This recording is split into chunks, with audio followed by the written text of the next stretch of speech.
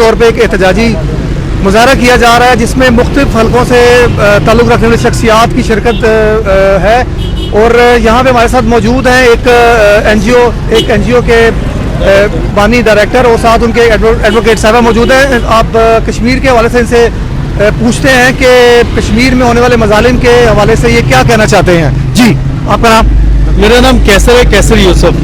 تو میں یہ کہنا چاہوں گا کہ جب ہم بچے تھے تقریباً آج سے 30 سال پہلے، تو 30 سال پہلے سے ہم سنتے آ رہے ہیں کہ کشمیر جو ہے آزاد ہو جائے گا، کشمیر جو ہے آباد ہو جائے گا، لیکن یہ تب سے دیکھ رہے ہیں کشمیریوں کو کشمیریوں کے خون سے رنگا جا رہا ہے۔ اور اس سے پہلے مودی سے پہلے بھی جو سرکار تھی وہ بھی جاہل حکمران تھے انہوں نے بھی کوئی ان کا مطلب کوئی نہیں کیا، اور یو این او بھی غور نہیں کر رہی۔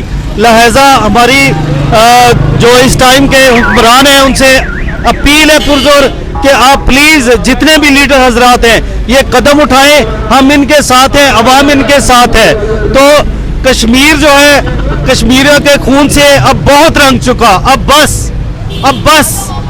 سٹاپ کر دے، سٹاپ نہیں ہے، اور کافی عرصے سے مطلب جو مظالم ڈھائے جا رہے ہیں کشمیر کے اوپر، اور ہر گورنمنٹ کہتی ہے کہ یہ اب ختم ہو جائے گا، اس پہ ہم قابو پا لیں گے، لیکن ابھی تک کسی قسم کا کوئی عملی اقدام نہیں ہو سکا۔ اور ان کا کہنا یہ بھی تھا کہ ہم کشمیریوں کے ساتھ کھڑے ہیں اور یو این او تک ہماری آواز جائے گی۔ ہمارے ساتھ ایک خاتون بھی موجود ہے، ہم ان کا بھی موقع لیتے ہیں، ان کا کیا کہنا ہے۔ جی میڈم۔